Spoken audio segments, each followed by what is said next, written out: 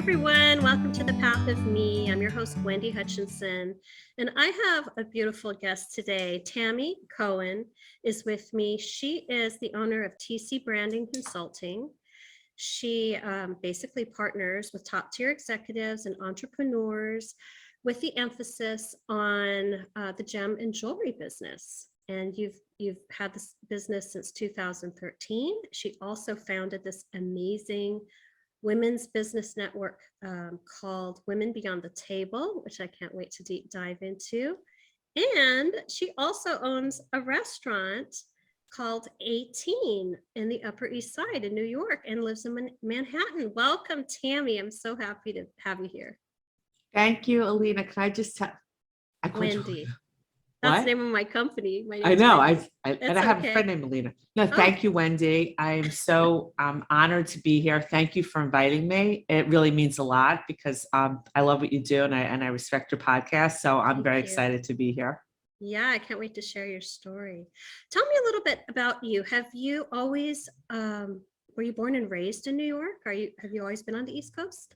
Well, yeah, pretty much. I mean, I was born in Manhattan. I did grow up outside in Long Island, which is, has a lot of different parts to it. Yeah. But I moved back into the city right after college. So in 1985, I moved back into the city. Mm-hmm. And I've been living there since. I raised 3 kids here. They're grown up. Yeah, I've been here for a long time. Wow. And one thing about New York, like every day you wake up and it's like you're shot out of a cannon. And I'm kind of saying, okay, that worked for a while, but what's next?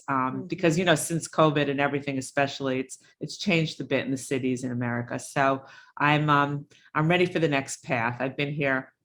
I don't even want to tell you how many years already. I feel like so much change has come about because of COVID. I know a lot of people have changed their values. Now more people are working from home. They have more work-life balance. I know so many people have actually sold their homes in the city.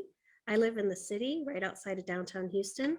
And I can't tell you how many for sale sign went up because people could work remotely. So they weren't tied to the geography or the community. That's exactly what happened in Manhattan. I mean, I look at it all as management. Okay. Mm-hmm. It's government management. It's government management of cities, states, the country. And the management was so not well done in New York, particularly. We had a very high COVID rate and a very high death rate compared to the rest of the country at the time, especially in March through May of 2020. So people were like running out of here. I couldn't believe what was going on. I mean, you just saw U-Hauls. People would just fly out. I was just like, holy moly, this is crazy. And I felt trapped because I was already, since 2019, I was wanting to move and I didn't because of the restaurant and because of my kids are here and stuff. So I started feeling trapped myself. I'll be honest with you, between COVID and the protests, and like I live on 57th Street, watching it get destroyed, it's kind of watching, intense, emotionally, listening to the breaking of the glass everywhere. How did you, I guess, deal with it? Were you in like a stress response? It was horrendous because I lived here a long time. Mm-hmm. Okay, and to list, like, I'll be honest, my father was a Holocaust survivor. Wow. So listening to glass being broken, kind of and listening to storefronts being destroyed and seeing swarms and knowing there's no police and nobody's going to be able to protect you, like kind of threw me for such a psychological loop. Yeah. Plus at the time, my kids were here because they had moved out, but they were also here. My youngest was back from college because college shut down. Right. My middle son was in the process of moving out, so he was here. My older son was still living downtown. So having them, and he was stuck because of all the protesting down there. And I was just like, they never saw anything like this. And I had never seen anything like this. And then to see everything boarded up, all the streets are boarded up. I've lived in New York a long time. Like I said, I had never seen that.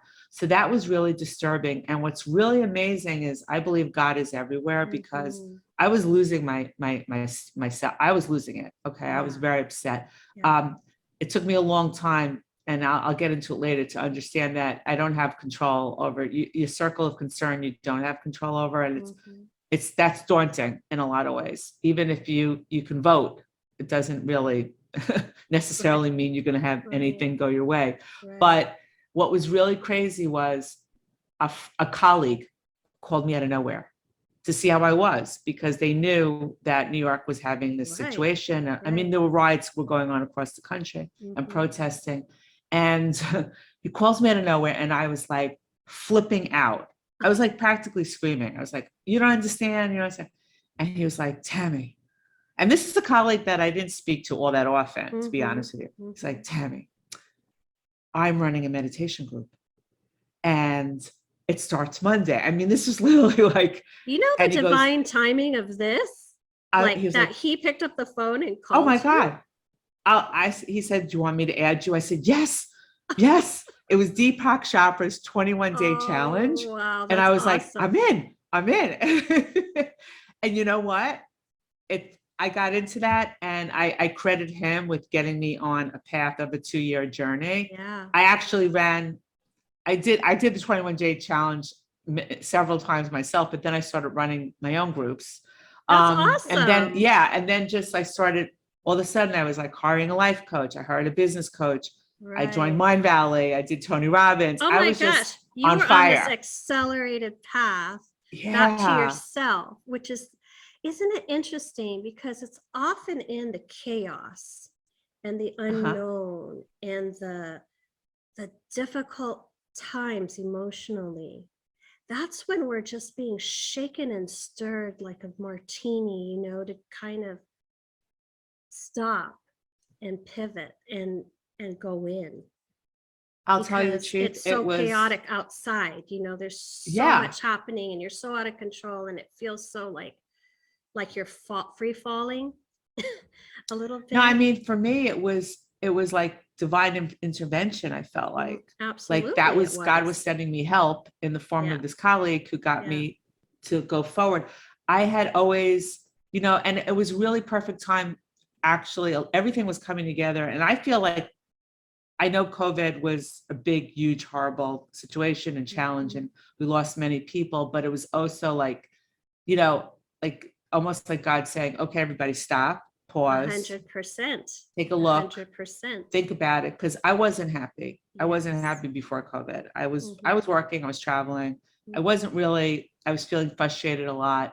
I kind of had a lot of challenges growing up. I had a lot of limiting beliefs going on in my head. And it was kind of coming to like a crescendo. And COVID just like tipped it for me. And I started realizing like I have to do things differently, and I have to think differently. And it's a work in progress. Listen, you know, it doesn't matter how much you could do all the work you want. It's still something that you always have to work on. It's still an inside job too. It's still an inside job, because a lot of people are doing all the things, right? They're doing the yoga, they're doing meditation, they're doing the, you know, the retreats, they're doing all the things. We could do all the things, but we still lose ourselves. We still have to go inward. We still have to connect, to make time to really hear ourselves and feel our way forward and feel our heart. And I think COVID was so pivotal in that, because like you said, everything stopped and you were confronted by the limitations and the lockdowns of being with your family 24/7, your spouse 24/7. I mean, a lot of things that people avoid through busyness, we're now having to be confronted in a very tangible way. Yeah, I just found it so, you know, I don't know. To me, it was like, I feel like a lot of times, and I do it myself, like people talk the talk, they use the words, they do that, they put the habits in. Like I'm one of those people who meditate every day and journal and try to like, you know, live that life and have the plans and you know, the whole, and do everything and say all the right words and say everything. But inside you're still it's still off. And Right. I was just on the retreat now for Women Beyond the Table. We had our first Yeah. retreat in Utah. It was amazing. But what flipped me out is I pulled a card. We had Mia Grant, who led the retreat with us. She had these beautiful cards, and we each had to pull one card that we kept, and mine said stillness. And I realized that's powerful. It hit me very hard that I have a hard time being still. And being really inner and being truly in the moment, because I'm always like, well, what do I have to do on my list? What's my next task? How do I get through this? How do I finish this to get to the next thing? And that was always been a story of my life, and that I wasn't like being still. And it was a big message to me, because like everybody else, I was always giving the best coaching or best advice to people, like, oh, do this, do that. But I'm really have to do it myself. And a lot of it is going inner and listening to yourself and being okay with being still and not doing something. You know how many people I'm busy a lot, and I'm like, am I being productive busy, or am I just looking not to be with myself? I don't know. That's huge, because a lot of times busyness is an avoidance tactic. You know, a lot of people use busyness and productivity to not only feel worthy. I checked all these things off my list. I'm so awesome, blah, blah, blah. But also in the busyness, you lose yourself. And so that's that stillness. How perfectly timed was that card? Isn't it amazing how that happens? I can tell you that for me, like, I felt like I joke like, oh, I have OCD, because I'll make like 12 lists a day. I'll keep rewriting my lists and then checking things off. It gives me a thrill. And when I was away in Utah and I walked the labyrinth, I was kind of like, oh my gosh, be still, like just like be still. And it was hard for me, but I'm becoming much more mindful of that. It starts with the awareness. It starts with the awareness. And then even if you don't act on the awareness, like, okay, I'm not good at stillness. Even if you don't act on the awareness, that's the opening.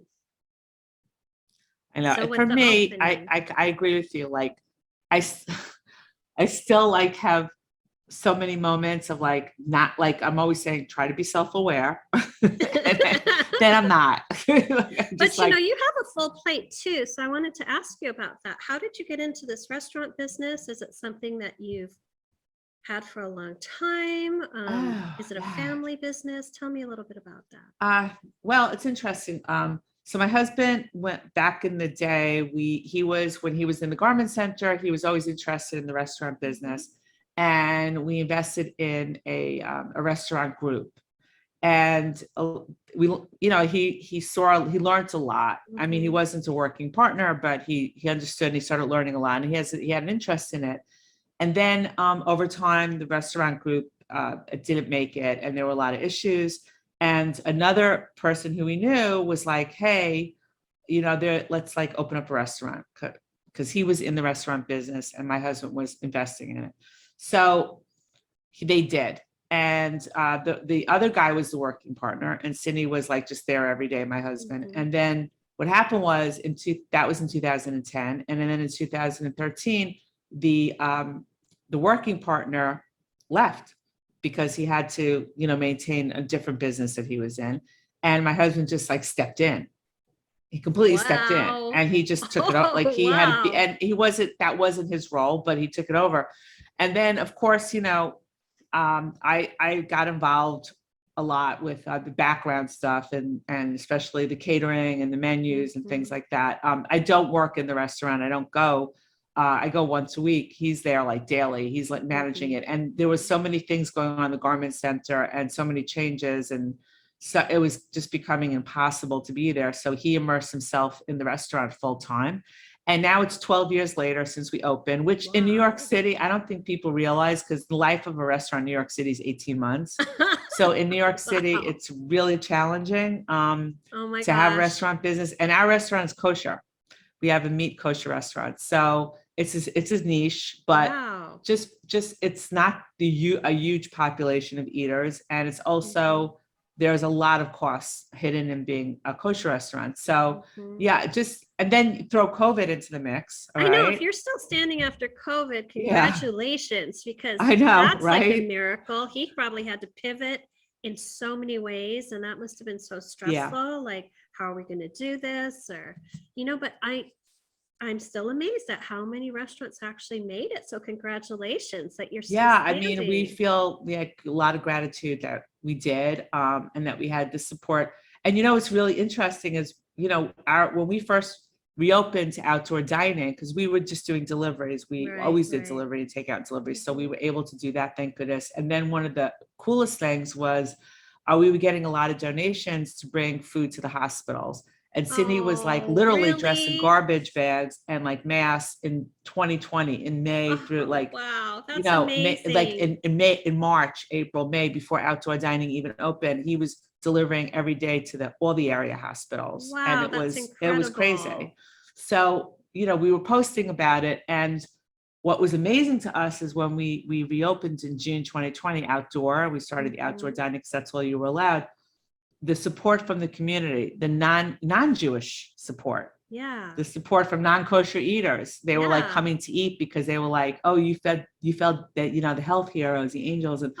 And he was like running and doing it. And nobody was, believe me, nobody in their right mind was going to hospitals. That makes me want to cry right now. Yeah. So that helped us a lot. And, but he's really scrappy, and he knows how to cut the corners on costs. Yeah, he's tenacious.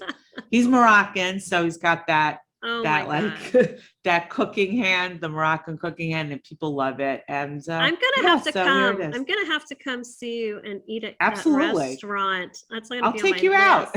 I'm all about it. That would be so amazing. You know what I do? I always bring like colleagues, clients, friends to eat, and it's pleasure, because they love it. It's very it's casual, but the food's amazing, and it's like I said, 18. It's called 18. Yeah, it's easy to remember. It's on 81st, so if you reverse 8 and 1, you get 18. I love it. I love it. That's so cool. Now, tell me a little bit about this group, Women Beyond the Table. What inspired you to what sparked you and ignited that idea? Oh my gosh, that's a really good question. So what happened was when COVID happened and I was reevaluating my business, I had a sole proprietorship. I was in the gem and jewelry space. I had been working with other clients, and then I got hired, as a consultant by a larger company. And I got very into the product that they wanted me to work on. And I enjoyed the people and I enjoyed the travel. And what happened was I narrowed my scope just to working with one client for like a while. I'm still consulting to them, but it was like I wasn't looking at anything or anybody else for at least 7 or 8 years. Wow. And what happened was when COVID hit, a long time. Yeah. And when COVID hit and things really changed, I realized I had all my eggs in one basket and it affected me. And I was like, okay, I have to pivot now. I have to open up my services. I have to think of other things to do. So I was kind of like, hiring. I didn't have a website. I had to go from a sole proprietorship to an LLC. I had to set up social media. There was a lot to do. And because I was not doing it as with one client, wasn't looking, I wasn't out there. So I was thinking, and wouldn't it be great if there was like a network of service providers that I could trust, that I could go to for services? I like working with women. I have I have always been like a communicator and like a networker. I've always had a lot of colleagues, but for certain things, you're on Google looking for the right copywriter, and you're Googling 20,000 people. You click on somebody's website and you get 20 automation emails, and you're like, I don't know them. I don't trust. I don't know them.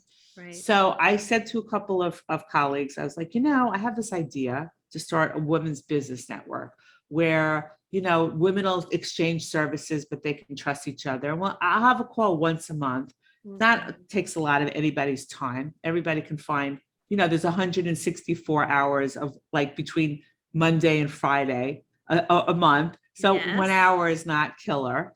And that's not including weekends. So I'm just like, and what do you think of that? And they're like, that's a great idea. You should do it. You should do it. So I was like, okay, I'm going to do it. So January 2021, like I sent out a little agenda with like my 7 people, whatever, who I knew. And I was, do you want to do this? And then it just kind of took off and grew. Now it's global. It's amazing. Yeah, we're like, I don't know, how many months are we in? We're about 17 months in. We launched the website, we launched social media. We're in the middle of launching a podcast. Yes. We're going to start offering educational courses online at some point in 2022, 2023, probably. It's just growing, and we just started charging membership. We never were charging membership, but we realized we can't, to go to the next level and pivot, right. We have to charge membership. We have to like grow, because things cost money if you want to bring it to the table. They do. Yeah. And you know what? It's my dharma, because I work on it every day. Yeah. And I don't get paid for this, but I work on it every day because I love it. I love the women. I love giving back. Like I said, we just had our first retreat. We hiked in Utah. It was unbelievable experience. And we just, these are women who really support each other. There's no competition. I love that about your group. I'm a member. And it's so special. I'm a member of your group. I just joined, I know. And that's why I'm like, wow.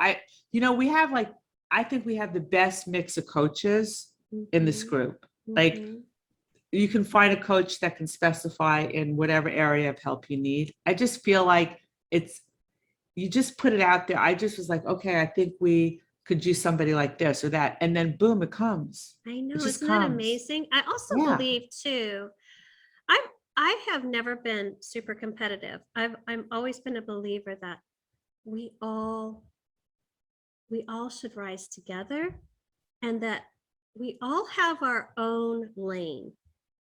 Right. So we attract people who are in resonance with us, and there are so many different bandwidths of people and so many different styles of coaching and types of coaching, and we're all holding I'm about energy, so we're all holding our own frequency, and the people in resonance with us will find us. So I've never been really competitive. I'm always in my lane, and I'm attracting the people who are coming to me. I never have to hustle or chase. They come to me. You become the one to find the one. That's a big core value of mine. I agree. And you know what? I started learning about energy, and I never realized the power of it. Like, I always believe in, you believe in ultraviolet rays, you believe in, radio waves, they're there. And then it's like, people look at you and you say energy, like they're like, I'm like, well, Einstein talked about energy. Energy is a major thing, but the vibration is, you put off the energy, you attract it. And I was always putting off energy. I didn't realize even the energy that I put off because of limiting beliefs, that you attract the same type back. Right. And it's so powerful. Well, there's a resonance, so you attract what you are. So when I say I become the one, you become the one to attract the one, you be the one to attract the one. It's all about energetic resonance. So the frequency you're holding is really rippling out, and then there's a magnetic resonance drawing everything back in. And that's why everything has energy. Our thoughts have energy. That's why when you have ideas and you get passionate about it, you're sending a signal out saying, I'm ready for this next step. I'm ready to create this. And wouldn't you know it, like you said, the people come, just like with Women Beyond the Table. And I'm so excited to be a part of the group. I know, I'm so happy you're in it. I mean, it really, what the feedback I get from the women, it's just so, I say, this is why I'm doing it, because it's just amazing. And it's become my dharma. And what's really crazy is that whenever I would do the personality tests in the past, I always came up as communicator, networker, like that kind of. And then I did it again about a year ago, and I didn't come out that. I came up as guide, leader, and it's just completely different. And I'm like, did I have a personality shift, or just my interest changed? We're constantly evolving. Yeah. And we're constantly letting go of aspects of ourselves as we evolve. So the person we were even a year ago is far different from the person we are today. And as we do that, we're letting go of aspects of ourselves and we're inviting in higher aspects. So we're always evolving and shifting in that. And so the work that we're doing, the mission we're on, our soul purpose is becoming more fine-tuned. You know, maybe we were like kind of wide open and exploring a lot of different things in our youth. But then as we get older and we get to know ourselves and we come back in and we start to go on our path, our soul path back to ourselves, our alignment gets more fine-tuned and our frequency gets more fine-tuned. So that starts to just pull in all of the opportunities to us, the people. You know, it's like, oh, you're going to do a podcast. Isn't it amazing how quickly it all just like lined up? And everyone's like, I want to be a guest. I want to be a guest. And then you recorded all these podcasts. You are going to be a guest on our content episodes, by the way. Well, we haven't gotten to the content. We're still doing like one thing I really love that was important to me with the group was promoting our members. Yes. You know, and putting them out there. When we have presentations every month, we'll have a presentation. You know, we'll have a presentation by one of our members presenting to the group their expertise, their skill set, and the women learn from it, and the women can continue to work with them. And of course, services are always paid. Then we have our social media. We're promoting our members, podcasts, interviews, content side is with our members. So we're always looking to get our members out there. I belong to other groups and they just don't do that. You know, they're not necessarily, they're promoting the group more than the people. Well, also I want to say, as someone who is very intuitive and I'm all about reading energy and feeling energy, the energy of your group is so cohesive. And the authenticity in which people support each other and genuinely uplift each other is beautiful. And that's something that you don't find every day. And so I just want to thank you for creating this beautiful thank you for that. Thank you. Community, you know, and it's just beginning. It's going to just continue to grow. And I am determined to get on one of those upcoming retreats at some point because that looked amazing. You guys went to Utah. You did a lot of hiking, and what else did it look like? Well, it was interesting because we stayed at Red Mountain Resort, which is a great spot. And it's very, you know, the way it's built, it's, you know, very natural. There are no like big buildings or anything like that, you know, and the names of the buildings were like rabbit and deer and turtle, you know, and I love that stuff. I love it. And they had beautiful spa services and the food was delicious. We had dinner there, and lunches there, breakfast, very healthy food. All of the boxes for me, just so you know. Yeah, very healthy so far. Food. Yeah, and even that you can get your smoothies, you can get your whatever you need. They had full schedule of yoga, melts, like at the classes. Wow. And beautiful, great pool, great hot tubs. And then they had this thing called the Labyrinth, which they have trails behind Red Mountain Resort that go straight to the mountain. You can walk the trail and you'll wind up at Snow Canyon. Okay.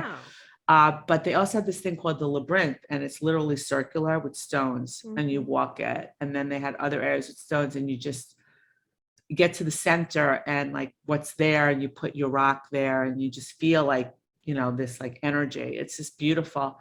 And then, of course, so we had a great home base, you know, even the rooms were perfectly suited. I have not taken a bath in years. I took a bath there because they had the bathtub and like, it just was like so inviting. And and the people were really nice and everybody was so lovely. And did you feel renewed? We had a guide. Did you feel renewed after? Like, did your soul feel renewed? Oh my gosh. First of all, every minute of it was a process of renewal, just being in nature, being in clear air. You got, you know, like living in Manhattan, it takes its toll. Yes. So just having blue skies, and we were lucky because of the time frame, which is time frame we're gonna always go. So the temperatures like would start around 45, 50, and then they go up to like 75, 80. It wasn't like hot where it gets into the 90s because that would be really hard to hike. And so we were blessed with the weather. We had a great, we had Mia Grant, one of the women in the group. She's incredible. She's done retreats. She's run them before. So we were very fortunate to have her and her leadership, and she hired the guide. So just imagine, like 13 of us went on this trip, and some of the women, they've never seen each other in person, and being on a call once a month. And some of the women had never been on a call, and the bond that we formed, whether you go through a good experience or a bad experience, you go through an experience with people, you bond. This was, thank God, it was a great experience because we hiked. We were all concerned that everybody makes it up the mountain. And we didn't do easy hikes. I want to tell you too, that there's a metaphor there, because as we're journeying in life, we're traveling a spiral, and we're spiraling up the mountain. Life is a spiral energetically. And as we go up the mountain, you're going to see, when you're at the base of the mountain, you have a very specific view, and you kind of see all the trees. It's a limiting view. As you walk up the mountain, you have a higher perspective, and the vista changes, right? And then you go higher up the mountain, and you have a higher perspective, and the vista changes. And that's what our life path is. That's what our soul journey is. It's walking our path up the mountain, and there are many paths that we can take. So what I love about what you just said is we want everyone to make it up the mountain. Oh yeah. It's like, whatever your top is, that's your top. There is no top. Like wherever your top is great. And just like everybody was so like in sync and encouraging each other. And you know what, I this is the metaphor that I like to always use, and I've been using it a lot lately. I shared it with my children because I message them every morning, like everything I learned pretty much. I love it. And the life is a road, right? And that road has potholes, and it could have a lot of dings, and parts of the road are really smoothly paved. The road could have a lot of twists and turns, and it probably does have a lot of curves. And then you'll come to a point in the road where you'll see a bridge, and it looks like it's in disrepair. And then you'll get to another part of the road, and the bridge is really sturdy. That's life. That's your journey. And you have to figure out how to get around those potholes and how to get over that disrepaired bridge and make it stronger. And it's what we're here for. And there's no right or wrong way. I always say FIFO. Yeah, you figure it the fuck out. I don't know if I'm allowed to curse, but that's it. And that's what it is. And it's all about those little habits that you incorporate. And I think a key to it, I think a huge key element to this journey, this thing called life, is the judgment. We're so programmed and conditioned to have limiting beliefs, to judge our progress, to say, gosh, I should be here by now, but I'm not. We're so good at the limiting beliefs. And, at one point on my journey, I made a decision and commitment to me. And I decided I would only support myself in my thoughts, in my choices, in my alignment. And I was my worst critic. I think we all are. Right. I think we're hardest on ourselves. Yes. And when I started to pay attention to that narrative, so I'm going to invite my listeners to this conversation to pay attention to your thoughts and see how often are you criticizing yourself or breaking yourself down. I mean, boy, when I started to pay attention, I'm like, I need help. Like, this is unhealthy. How often I'm destroying myself mentally here. And you look so good on the outside, but on the inside, I was like, could have done better. I think a lot of women especially women have been raised to be like this sacrificing good girl, like, oh, okay, I'll put myself last because that's what a good mom does. That's what the good girl does. Yeah, I'll say yes to everything. Yes. Because that's what a good woman does. Yes. And I'll be selfless because that's what a saint does. And at the end of the day, programmed, right? Yeah, what's selfless? You think of yourself less. That's exactly what it is. 100%. I always said I'm lower than a dog. I was that person. Me I was too. always like, you know what? If I do this, I'm better than my mom was. If I do this, I'll be loved. Yeah. If I do this, my husband will give me something and more. I think that's what we're doing. It doesn't work like that. We're chasing this self-love. We're chasing it, But also we're chasing these expectations that others are going to appreciate us, and others are going to love us more, and others are going to give us. I always practice the lose-win philosophy. Lose-win? That's a very dangerous philosophy, because lose-win means, okay, so there's a couple. It's in Steve Covey's book, 7 Habits of Highly Effective People, which was a real eye-opener for me. So there's win-win, there's lose-win, there's win-lose, and there's lose-lose. Okay. Lose-lose is bad. It sounds you're bad. in the lose-lose group, you're I don't want to be not in a good place. A lot of people we deal with are win-lose. They win, you lose. I've seen that in companies. I've seen that with bosses. They have to win, and you'll lose. I was lose-win. I was willing to lose and let you win if you would give me something. Because I didn't know how to ask for anything. Right. Okay. Right. Win-win is the healthiest. I win, you win. That's the way it should be. Right. So I'm a work in progress to get to win-win, where everybody's winning. Because my attitude is that you have to eat, but I have to eat too. Right. Exactly. And that's it. And a good friend told me, it was great advice. He said, Tammy, if you're going to be in business, you need to monetize, and you have to win. And you have to think about it, and you have to work with good people, and you have to be a good person. Yeah. But you could be a philanthropist. There's nothing wrong with that. Right. But it's not going to keep you in business. Everybody can win. It can be win-win, is what you're saying. But philanthropists, if you're giving it away, right, you can't stay in business. It's not possible. Right. And I was like, eye opener. Yeah. You know? I think part of it's tied to our worthiness too. Like, am I worthy of having this? Maybe I'm not worthy of it. And so we sabotage, or you can bring the money in, but then it's just like, I was always the self-sabotaging type. I did find, I did a podcast, a couple of podcasts back with Lily Hernandez, which is a friend of mine. And we were talking about just this topic, and she's like, F the good girl. We got to write the book, because the good girl is in the lose category. She loses, and then you lose yourself. You lose your identity, you lose your soul.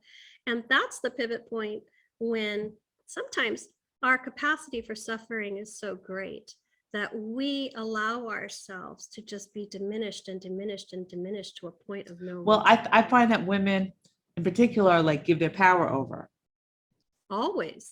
And what happens is that you're just doing and serving so many people, and then you get burnt out, and you get resentful, and you get frustrated, and nobody knows what's wrong with you. They're just like, oh, she needs a pill.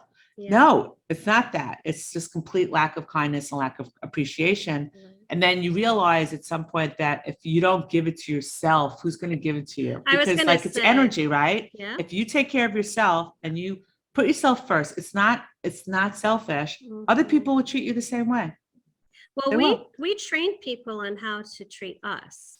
That's so deep. So when 100%. we're in that service role, we are diminishing our capacity to serve, because we're just giving. My philosophy is we fill our bank, we fill our soul, we fertilize our garden, and then we give and pour from the overflow. Then we can give from the heart and give in a really good way. From the overflow, you're not diminished, you're not resentful, you're not pissed off, which is good, right? If we can kind of learn to really nurture and love ourselves. And that's kind of the focus of. And that brings me back to being still and nurturing yourself and stopping and saying, you know what, I'm going to give my brain a break. I'm going to take a break. I'm going to sit there and I'm going to just love it and not feel guilty. Yes, that guilt. Yeah, that I'm nurturing myself and I'm taking care of my head and my brain and my body. And I'm going out for that walk and I'm just going to do it. I don't care. Right. Yeah, that's where those little things, especially, they're very helpful. And people don't, I was one of those people that would eat lunch at my desk and shove it in my face and and then, all day long. And it's not healthy. It's really I'm so glad that friend picked up the phone that day and called you and invited you to this meditation. It's this one divine moment, right? Which seems so benign. It's a phone call, and then it changes your whole life. Yeah. It sets you on and I still reach out to him and I'm like, God bless you. And he left the company that he was in. We were working in the same company, but in different cities. And he's a coach. Is he really? That's he awesome. pivoted too. Awesome. Yeah.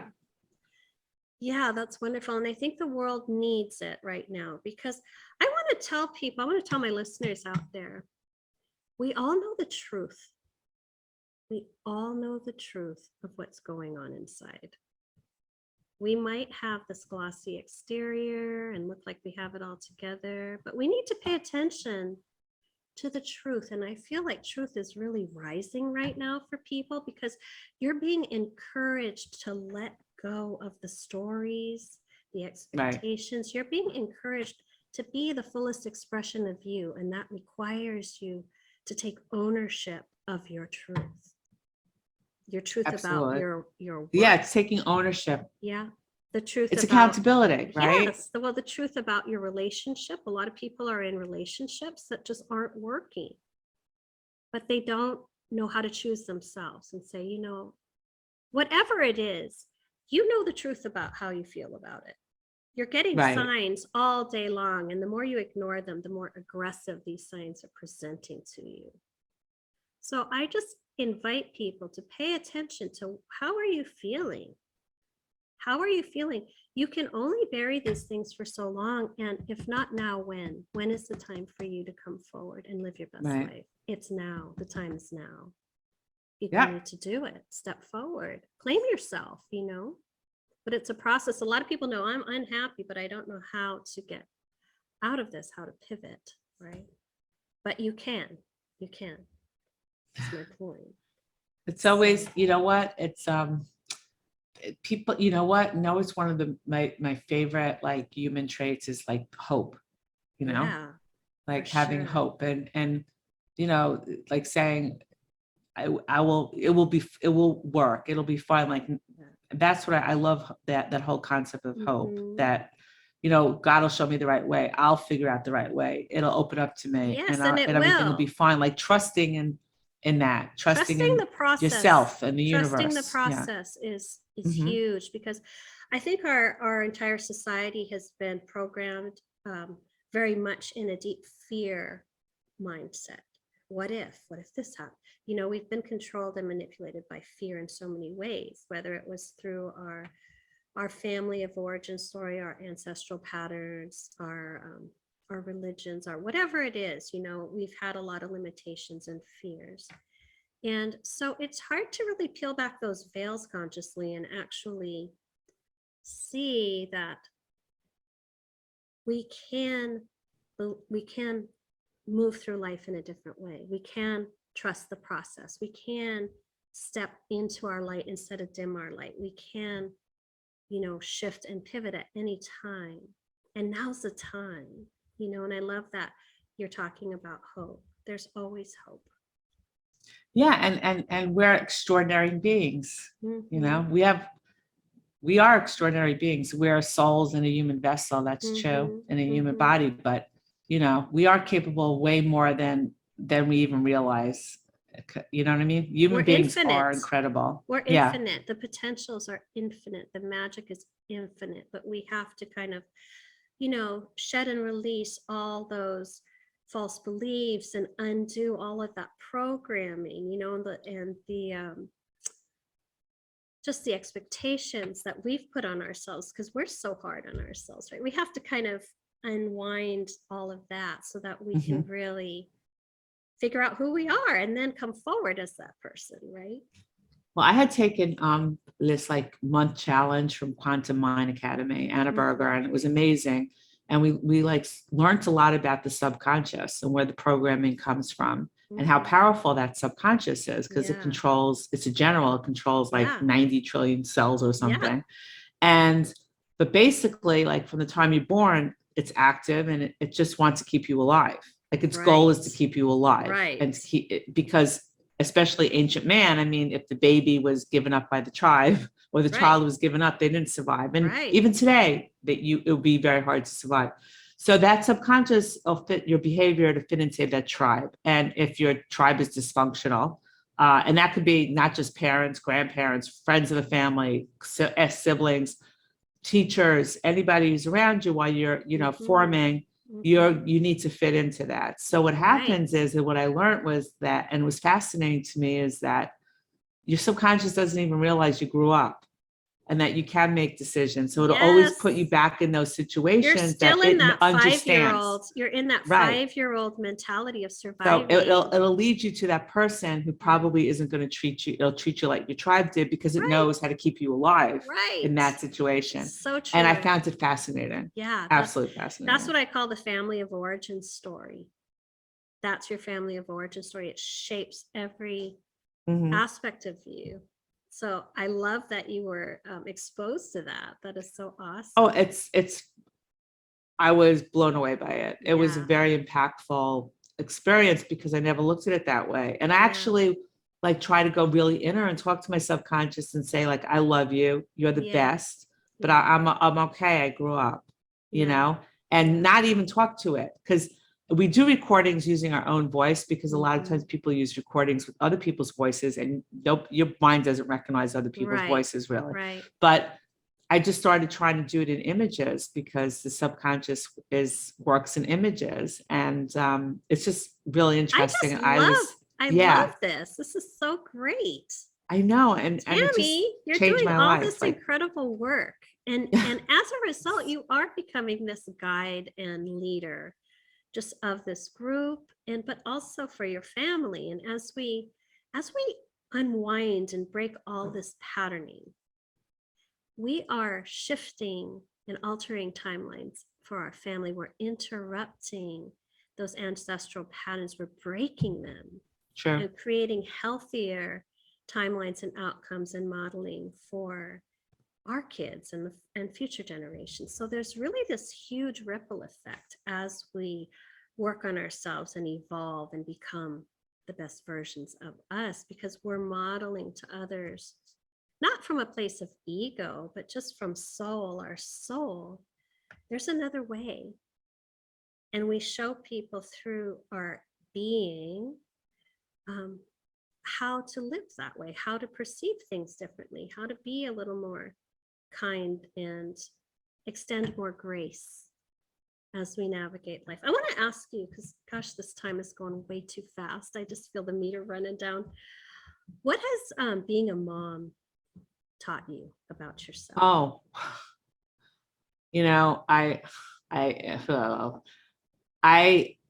one of the things I do every morning is I pray and I thank God for my kids, because they're the reasons, they really are the reasons I always got up in the morning, I just think the world of them, and they've taught me a lot about humility. They've taught me a lot about sacrifice.